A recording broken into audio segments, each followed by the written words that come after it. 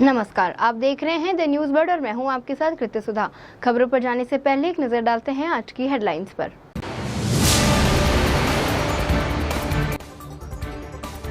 लूनी में एक कांस्टेबल को डंपर से कुचलने के मामले में पुलिस ने सरपंच पति को डिटेन किया।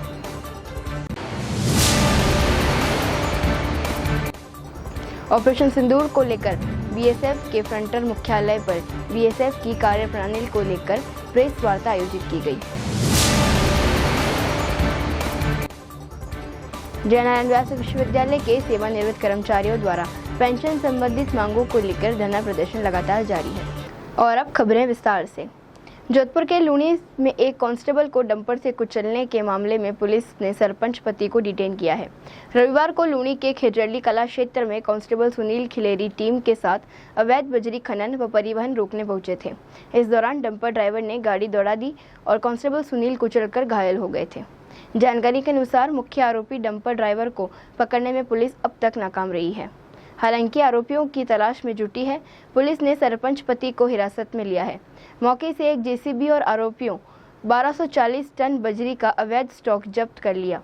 राजस्व विभाग के माध्यम से आरोपियों की खातेदारी जमीन के निरस्तीकरण की प्रक्रिया भी शुरू कर दी गई है। ऑपरेशन सिंदूर को लेकर बीएसएफ के फ्रंटियर मुख्यालय पर बीएसएफ की कार्यप्रणाली को लेकर फ्रंटियर मुख्यालय सीमा सुरक्षा बल जोधपुर में राजस्थान फ्रंटियर सीमा सुरक्षा बल द्वारा ऑपरेशन सिंदूर में दिए गए योगदान पर प्रेस वार्ता का आयोजन किया गया। एमएल गर्ग महानिरीक्षक राजस्थान फ्रंटियर द्वारा ऑपरेशन सिंदूर में सीमा सुरक्षा बल की परिचालन क्षमता, खुफिया समन्वय और बल के जवानों के अदम्य साहस आदि के बारे में जानकारी दी और मीडिया से रूबरू हुए। सर्वप्रथम महानिरीक्षक ने दिनांक 23 अप्रैल 2025 को जम्मू कश्मीर के पहलगाम क्षेत्र में हुए नृशंस आतंकवादी हमले के बारे में जानकारी देते हुए बताया कि यह पड़ोसी देश द्वारा की गई एक कायराना हरकत थी। इसी जवाब में भारत सरकार द्वारा दिनांक 7-8 मई 2025 के मध्य रात्रि को ऑपरेशन सिंदूर लॉन्च किया गया, जिसमें सीमा सुरक्षा बल ने अपना बखूबी योगदान निभाया। उन्होंने बताया कि ऑपरेशन सिंदूर के दौरान पाकिस्तान की ओर से राजस्थान के सीमावर्ती जिलों जैसलमेर, बीकानेर और श्रीगंगानगर में लगातार ड्रोन गतिविधियां की गई। हमारी एयर स्पेस की सुरक्षा को चुनौती देने के लिए प्रयासों को राजस्थान फ्रंटियर सीमा सुरक्षा बल ने भारतीय सेना व एयरफोर्स के साथ मिलकर तत्परता से विफल किया। पहलगाम के बैकड्रॉप में जो हमारे कंट्री का रिस्पांस था, हमारे गवर्नमेंट का जो रिस्पांस था, जिसमें तय किया गया कि पाकिस्तान के अंदर और पीओके के अंदर, पाक ऑक्यूपाइड कश्मीर के अंदर जितने भी आतंकवादियों के ठिकाने हैं या जहां आतंकवादी रह रहे हैं, उनको निशाना बनाया जाए ताकि वो इस तरह की नापाक हरकत फिर से नहीं कर पाए। ये काफ़ी बड़ा और अहम फैसला था, जिसको बहुत समझदारी के साथ में लिया गया और टारगेट्स को बहुत सोच समझ करके चुना गया और उनको बेहद सफलतापूर्वक उन टारगेट्स को न्यूट्रलाइज किया गया, जिसमें पाकिस्तान के अंदर इन आतंकवादी ठिकानों को कम्प्लीटली नष्ट किया गया और बहुत सारे आतंकवादी इसमें मारे गए। डेलिबरेटली हमारे यहाँ से कोई भी इस तरह के टारगेट्स नहीं चुने गए जो उनके मिलिट्री टारगेट्स हों या सिविलियन टारगेट्स हों। सिविलियंस की कोई नुकसान नहीं किया गया और ना ही कि उनके किसी मिलिट्री टारगेट्स पे हमला किया गया। उसके रिस्पांस में पाकिस्तान से भी काफ़ी उन्होंने अपनी तरफ से जो कार्रवाई करी वो आप सब लोगों ने देखी है। ड्रोन्स भी बहुत आए और मिसाइल्स भी बहुत सारी फायर की। राजस्थान बॉर्डर को मैं देखता हूँ तो लगभग पूरे बॉर्डर पे, हमारे पूरे सीमा के ऊपर इन्होंने बहुत सारी मिसाइल्स फायर करी और बहुत सारे ड्रोन्स आए, सर्वेलेंस ड्रोन भी थे, कामिकाजी ड्रोन भी थे। तो उनको बहुत प्रभावी तरीके से हमारी फोर्सेस ने, सबने मिलकर के, बीएसएफ ने, इंडियन आर्मी ने, एयरफोर्स ने, सबने मिलकर बहुत प्रभावी तरीके से उनको नकारा किया, उनको न्यूट्रलाइज किया। हमारा एयर डिफेंस सिस्टम बेहद मजबूत रहा। हमारी फोर्सेस, इंडियन आर्मी के एक्शंस बहुत टाइमली और बहुत तरीके से उन्होंने कैलकुलेटेड जवाब दिया। जहाँ महिलाएं सीमा भवानी जिसको कहते हैं हम, हमारी महिला कांस्टेबल जो है, महिला ऑफिसर्स जो हैं, वो लोग भी पूरी तत्परता से बॉर्डर पे लगातार रहे और उन्होंने बिल्कुल पीछे नहीं रहे। तो मैं उनको भी बहुत मुबारकबाद देता हूँ कि लेडीज ने, गर्ल्स ने भी अपनी भागीदारी पूरी तरह से प्रूव की। ये एक बहुत अच्छा स्टेप है। जय नारायण व्यास विश्वविद्यालय के सेवानिवृत्त कर्मचारियों द्वारा धरना प्रदर्शन लगातार जारी है। सेवानिवृत्त कर्मचारियों ने सोमवार को प्रदर्शन करते हुए कुलपति का घेराव किया। इन कर्मचारियों ने बताया कि विश्वविद्यालय में वित्तीय अनियमितता है, जिसकी उच्च स्तरीय जांच होनी चाहिए। उन्होंने बताया कि पेंशनर्स को पेंशन का भुगतान नहीं किया जा रहा है। बार बार प्रदर्शन करने के बावजूद भी प्रशासन के कान पर जूं तक नहीं रेंग रही है। उन्होंने बताया कि विश्वविद्यालय का बजट ही पारित नहीं है, उसके बावजूद प्रशासन द्वारा अन्य भुगतान किए जा रहे हैं, जो कि शक के घेरे में है। धरना प्रदर्शन के दौरान बड़ी संख्या में पेंशनर्स उपस्थित रहे। हमारे विश्वविद्यालय के सेवानिवृत्त शिक्षक और कर्मचारी पिछले कई दिनों से पेंशन हेतु धरना प्रदर्शन कर रहे हैं। आज जय नारायण व्यास विश्वविद्यालय का शिक्षक संघ आपके समर्थन में यहाँ पर उपस्थित हुआ है। हम सभी विश्वविद्यालय के शिक्षक आपकी सारी मांगों के साथ है और विश्वविद्यालय के कुलपति, कुल सचिव और वित्त नियंत्रक कई दिनों से इस विश्वविद्यालय से लापता है। इन सेवानिवृत्त वरिष्ठ जनों की मांग पर सुनने के लिए भी तैयार नहीं है, कार्रवाई करना तो बहुत दूर की बात है। इसलिए विश्वविद्यालय के शिक्षक संघ ने ये निर्णय लिया है कि आज हम उनके समर्थन में खड़े हैं और ज़रूरत पड़ी तो हम आपके समर्थन में जैसा निर्णय हमारे सभी साथी लेंगे, हमारे वरिष्ठ जन लेंगे, हम उनसे कदम से कदम मिलाकर उनका साथ देने के लिए तैयार हैं। विश्वविद्यालय पेंशनर्स को लंबे समय से पेंशन नहीं मिलने के कारण ये आंदोलन चल रहा है।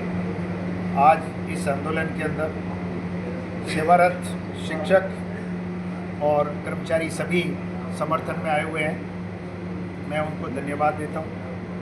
मैं आपके माध्यम से एक बात कहना चाहता हूँ कि विश्वविद्यालय के अंदर वित्त की कमी की जगह वित्तीय अप्रबंधन है और उस अप्रबंधन के चलते हुए इस विश्वविद्यालय के अंदर क्या हो रहा है किसी को कुछ पता नहीं। आप लोगों को मैं ये बताना चाहता हूँ कि यहाँ पे एक एकेडमिक स्टाफ कॉलेज है, उसके एक निदेशक हैं।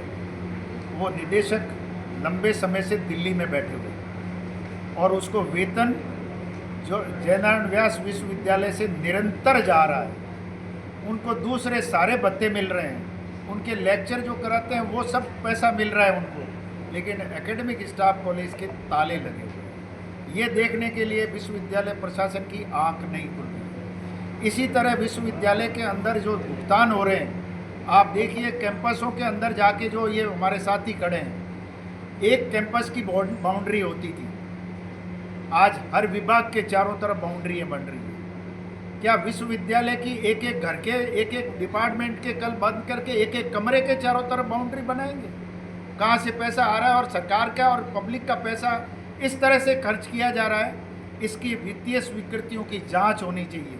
अन्य जो खर्चे हो रहे हैं, जो भुगतान हो रहे हैं, वो सभी नियमित नहीं हो रहे हैं। कि एक बात मैं आपको और बताना चाहता हूँ कि विश्वविद्यालय का बजट ही पारित नहीं है, तो विश्वविद्यालय का कुल सचिव, कुलपति और वित्त नियंत्रक ये भुगतान कैसे कर रहे हैं? बजट पास नहीं। पहली इम्पोर्टेंट बात है कि सिंडिकेट के अंदर आज तक बजट नहीं रखा गया है। बजट के संबंध में किसी की जानकारी नहीं है, ऑडिट रिपोर्ट के बारे में कोई जानकारी नहीं है, और ऑडिट में क्या आरोप उसके आक्षेप लगते हैं उसका कोई निराकरण नहीं है, और पेंशनर को पेंशन नहीं मिलती है, बाकी सब भुगतान हो रहे हैं। तो ये सबसे बड़ी बात है कि कुलपति और रजिस्ट्रार को इन बातों को हमको जवाब देना पड़ेगा, इसलिए वो हमसे भाग रहे हैं।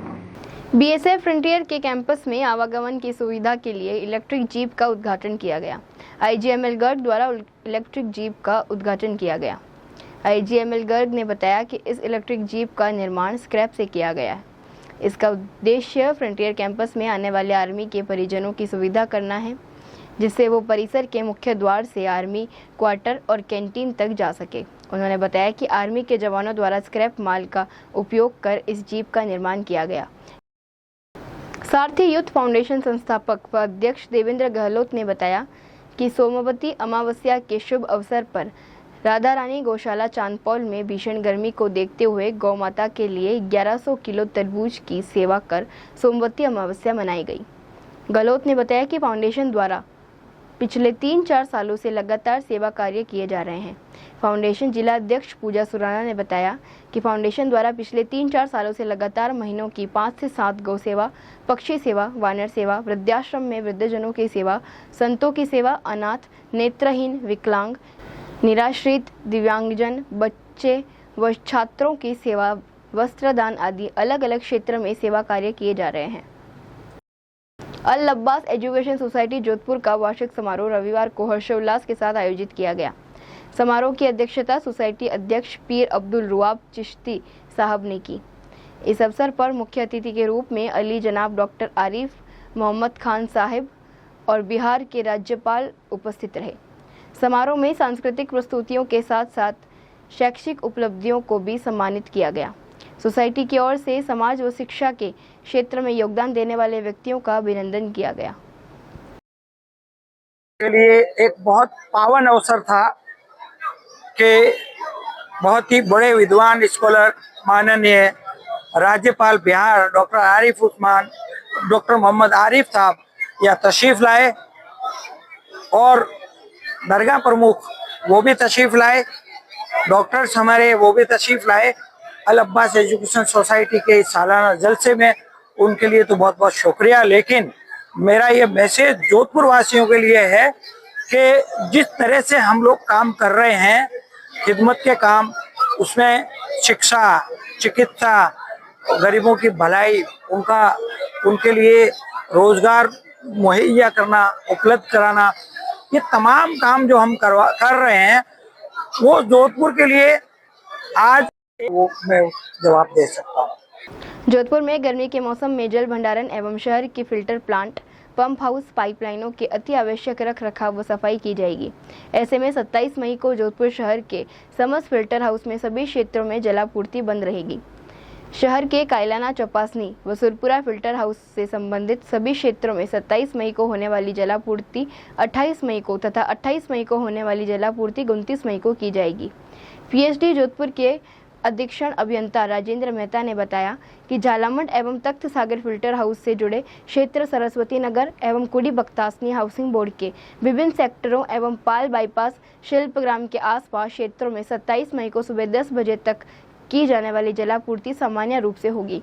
इन क्षेत्रों में 28 मई को की जाने वाली जलापूर्ति 29 मई को एवं 29 मई को की जाने वाली जलापूर्ति 30 मई को होगी।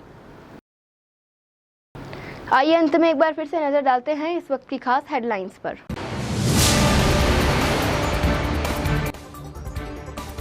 लूनी में एक कांस्टेबल को डंपर से कुचलने के मामले में पुलिस ने सरपंच पति को डिटेन किया।